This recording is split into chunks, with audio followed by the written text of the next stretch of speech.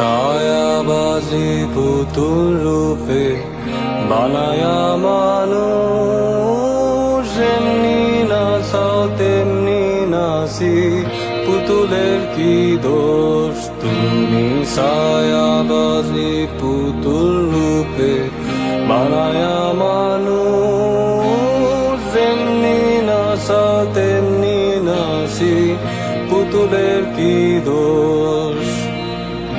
যেমনি নাচা